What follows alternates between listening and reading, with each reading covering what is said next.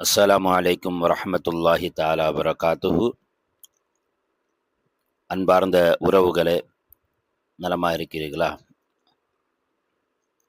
நாம் தற்போது துல்காதா என்று சொல்லக்கூடிய இஸ்லாமிய மாதங்களில் 11வது மாதத்தில் நாம் இருந்து கொண்டிருக்கிறோம். பொதுவாகவே வல்ல ரஹ்மான் எந்த ஒரு படைப்பையும் வீணானதாக இறைவன் படைக்கவில்லை. அது மனித படைப்பாக இருந்தாலும் சரி, மிருகங்களில் இருந்தாலும் சரி,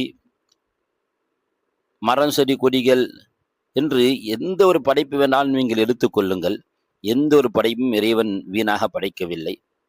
ரப்பனா மா ஹலக்த ஹாதா பாத்திலா, நீங்கள் இறைவா இவைகளை நீ வீணாக படைக்கவில்லை என்று துஆவை நல்லோர்கள் செய்வார்கள் என்ற தகவலை அல்லாஹ் தன் அருள்மறையிலே பதிவு செய்கிறான். வீணாக படைக்காத போது இந்த மாதங்கள் வரிசையும் கூட 12 மாதங்கள் என்ற வரிசையும் கூட நாம் சற்று நிதானித்து அறிய வேண்டிய தருணத்தில் இருந்து கொண்டிருக்கின்றோம். பொதுவாக துல்காதா என்ற இந்த சங்கை பொருந்திய மாதம் எதற்குள்ள மாதம் என்று பார்க்கும்போது, அல்லாஹ் குர்ஆனிலே ஹஜ்ஜுடைய வசனத்தை பற்றி பேசும் பொழுது, அல் ஹஜ்ஜு அஷ்ஹுரும் மஅலூமாத், ஹஜ் அறியப்பட்ட சில மாதங்கள், ஹஜ்ஜுடைய காலங்கள் அறியப்பட்ட சில மாதங்கள் என்பதாக அல்லாஹ் சொல்லக்கூடிய செய்தியை நாம் பார்க்கின்றோம்.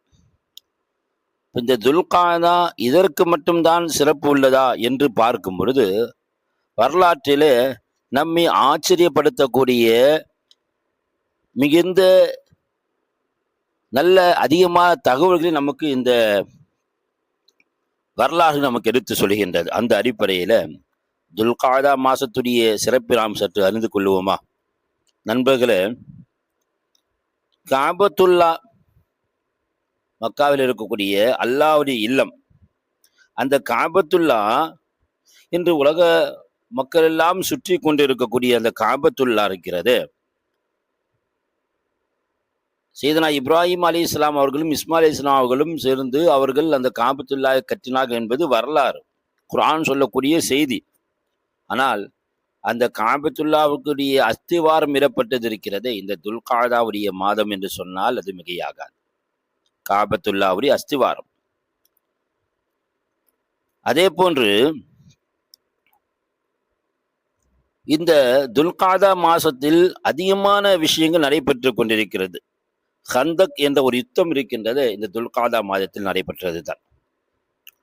நபிகள் நாயகம் ஸல்லல்லாஹு அலைஹி வஸல்லம் அவர்கள் ஜைனப் பின்த் ஜஹஷ் ரலியல்லாஹு அன்ஹா அவர்களை நபிசாப் நிக்கா செய்து கொண்ட அந்த நிகழ்வும் இந்த துல்காதா மாதத்தில் நடைபெற்றது. அல்லாஹ் குர்ஆனில்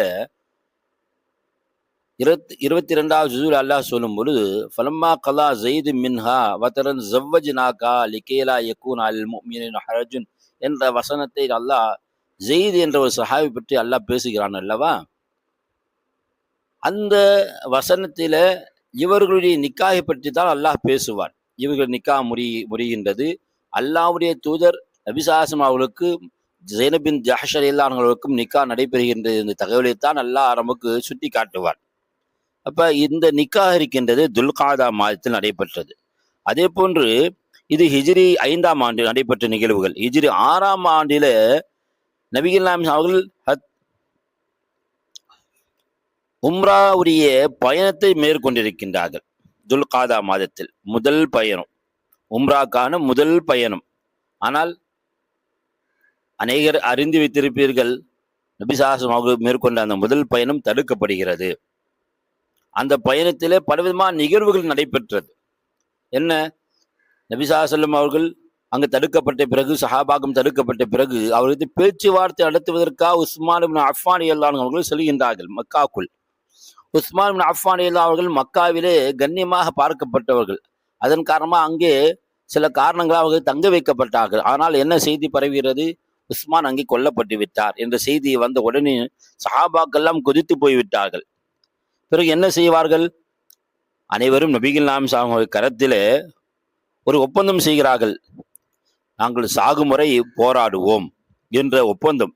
இந்த ஒப்பந்தத்தை தான் அல்லாஹ் குர்ஆனிலே அழகா சொல்லுவான். லகத் ரலியல்லாஹு அனில் முஃமினீன இது யுபாயிஊனக தஹ்த ஷஜரத்தி ஃபாலிம மாஃபி குலூபிஹிம் என்பதாக அல்லாஹ் சொல்கின்றார். அந்த மரத்தின் கீழ் அவர்கள் ஒப்பந்தம் செய்தார்களே, அந்த அவர்களை அல்லாஹ் புரிந்து கொண்டான் என்பதாக அல்லாஹ் சொல்கின்றான். அல்லாஹுடைய பொருத்தம் பெற்றவர்கள் யார்? அந்த ஒப்பந்தத்திலே கலந்து கொண்டவர்கள். இது இந்த துல்காதா மாதத்திலே நடைபெற்றது. அல்லாஹ் மேலும் சூரா ஃபத்ஹில அல்லாஹ் இந்த வசனத்தை சொல்வான், இன்னா ஃபதஹனா லக ஃபத்ஹம் முபீனா, நாம் மிகப்பெரிய தெளிவான வெற்றி நாம் கொடுத்தோம் எல்லாம் அல்லாஹ் சொல்லக்கூடிய அந்த தகவலும் இன்னும் அதிகபட்சமான துல்காதா மாசத்துடைய சிறப்பை நமக்கு எடுத்து காட்டுகின்றது. பிறகு ஹிஜ்ரி 7 ஹிஜ்ரி 6 நபிகள் நாயகம் அவர்கள் துல்காதாவுடைய மாதத்தில் உம்ராக்கு சென்றவர்கள் தடுக்கப்பட்டு விட்டார்கள். பிறகு நபி ஸல்லல்லாஹு அலைஹி அவர்கள் அடுத்த உம்ரா தடைப்பட்ட அந்த உம்ராவை நிறைவேற்றுவதற்காக இதே துல்காதா 1ஆம் தேதி ஹிஜ்ரி 7ஆம் ஆண்டு நபி அவர்கள் உம்ராவை செய்தார்கள் என்பது வரலாற்றில் பதிவு செய்யப்படுகின்றது. அந்த வருடத்தில் நபி ஸல்லல்லாஹு மைமூனா ரலியல்லாஹு அன்ஹா அவர்களை திருமணம் முடித்துக் கொண்டார்கள். நபி ஸல்லல்லாஹு கடைசியா முடித்துக் கொண்ட திருமணம் இதுதான். ஹிஜ்ரி 7 பிறகு நபி ஸல்லல்லாஹு திருமணம் முடித்துக் கொள்ளவில்லை. பிறகு ஹிஜ்ரி 8 ஹிஜ்ரி 8 நபிகள் நாயகம் ஸல்லல்லாஹு அலைஹி வஸல்லம் அவர்கள் ஜிஹ்ரானா, பொதுவாக உம்ராக்கு செல்லக்கூடியவர்கள் காபத்துல்லாக்குள் உம்ராவுடைய நிய்யத்தோடு போகும்பொழுது அவர்கள் இஹ்ராம் தரிக்காமல் போக முடியாது. அதற்கென்று சில எல்லை கோடுகள் இருக்கிறது. அதில் இந்த ஒன்று தான் ஜிஹ்ரானா. நபி ஸல்லல்லாஹு ஜிஹ்ரானா என்ற பகுதியிலிருந்து உம்ராவுக்காக வேண்டி புறப்பட்டார்கள். அது துல்காதா மாசத்துடைய 18ஆம் இரவு என்பதாகவே நமக்கு வரலாற்று பதிவு செய்யப்படுகின்றது. பிறகு நபி ஸல்லல்லாஹு அவர்கள் ஹிஜ்ரி 9ஆம் ஆண்டு துல்காதா மாதம் அபூபக்கர் சித்திக் அவர்களுடைய தலைமையில் ஹஜ்ஜுக்காக வேண்டி ஒரு கூட்டத்தை அனுப்பினார்கள், ஹஜ்ஜு செய்வதற்காக வேண்டி. இதுதான் முஸ்லிம் செய்யக்கூடிய முதல் ஹஜ். நபி ஸல்லல்லாஹு கலந்து கொள்ளவில்லை, அது அபூபக்கர் செய்கின்றார்கள். அந்த ஹஜ்ஜுக்காக சென்ற அந்த கூட்டமும் துல்காதா மாதத்தில் தான் புறப்பட்டது என்பது நமக்கு மேல்பட்சமான தகவல். அதே போன்று நபிகள் நாயகம் ஸல்லல்லாஹு அவர்கள் ஒரு ஹஜ்ஜி செய்தார்கள் என்பது நாம் அநேகர்கள் அறிந்து வைத்திருக்கின்றோம். அது நபி ஸல்லல்லாஹு துல்காதா மாதம் 25ஆம் தேதி ஹிஜ்ரி 10 அந்த வருடம் நபி ஸல்லல்லாஹு துல்காதா 25 நபி ஸல்லல்லாஹு யுத்தத்திற்கு கிளம்பினார்கள். எல்லா சஹாபாக்களும் கலந்து கொண்டார்கள். பிரசித்தி பெற்ற மிக நீண்ட உரை நபி ஸல்லல்லாஹு அவர்கள் அந்த ஹஜ்ஜத் விதாவில் உரையாற்றை காட்டினார்கள் என்பதெல்லாம் நாம் அறிந்த மேல்மிச்சமான தகவல்கள். மேலும் நபிகள் நாயகம் ஸல்லல்லாஹு அவர்கள் இந்த எப்படி இந்த துல்காதாவை சிறப்பான மாதமாக தேர்ந்தெடுத்து பல விஷயங்களை செய்தார்களோ, சஹாபாக்கள் எண்ணற்ற சஹாபாக்கள் இந்த துல்காதா மாதத்தில் வஃபாத்தும் ஆகியிருக்கின்றார்கள் என்ற தகவலை நாம் கவனிக்க வேண்டியது இருக்கிறது. குறிப்பா அபு ஹுரைரா ரலியல்லாஹு அன்ஹு அவர்கள் அதிகமாக ஹதீஸ் அறிவித்த சஹாபி, அபு தர் கிஃபார் ரலியல்லாஹு அன்ஹு உலக பற்றற்ற சஹாபி, இதே போன்று எண்ணற்ற சஹாபாக்கள், ஹப்பாப் இப்னு அர்த் ரலியல்லாஹு அன்ஹு இவர்களெல்லாம் இந்த துல்காதா மாதத்தில் அவர்கள் வஃபாத் ஆகியிருக்கின்றார்கள். நாம் எல்லாம் பார்க்கக்கூடிய கண்ணியமிகு முகலாய பேரரசுடைய சிறந்த ஆட்சியாளர் என்று சொல்லக்கூடிய ஒளரங்கசீப் ரஹ்மத்துல்லாஹி அலைஹி அவர்கள் இந்த துல்காதா மாதத்தில் தான் அவர்கள் வஃபாத் ஆனார்கள் என்ற செய்தியும் நாம் பார்க்கின்றோம். அது மட்டும் இல்லாமல் இந்தியாவிலே ஆங்கிலேயருடைய அந்த புரட்சி சண்டை ஏற்பட்ட நேரத்தில் ஆங்கிலேயருக்கு எதிராக வங்க தேசத்திலே ஆங்கிலேயருக்கு எதிராக போராடியவர்கள் சிராஜுத் தௌலா ரஹ்மத்துல்லாஹி அலைஹி அவர்கள் ஷஹீதாக்கப்பட்டதும் இந்த துல்காதா மாசத்திலே. அதே போன்று தென்னிந்தியாவில் ஆங்கிலேயருக்கு எதிராக போராடிய திப்பு சுல்தான் ஷஹீத் ரஹ்மத்துல்லாஹி அலைஹி அவர்கள் ஷஹீதாக்கப்பட்டதும் இந்த துல்காதா மாதத்தில் என்பது நாம் அறிந்து கொள்ள வேண்டிய தகவல்கள். இவை எல்லாமல் முன் சென்ற காலத்தில் ஏதாவது நிகழ்வுகள் நடைபெற்றிருக்கிறதா என்று பார்க்கும் பொழுது நாம் 2 தகவலை நாம் மேல்மிச்சமாக பார்க்க முடிகிறது. ஒன்று, நாம் எல்லாம் அறிந்த ஒரு கலிமா இருக்கிறது, யூனுஸ் கலிமா. யூனுஸ் கலிமா நீங்கள் அறிந்து வைத்திருப்பீர்கள், லா இலாஹ இல்லா அன்த சுப்ஹானக இன்னி குன்து மினல் ஸாலிமீன்.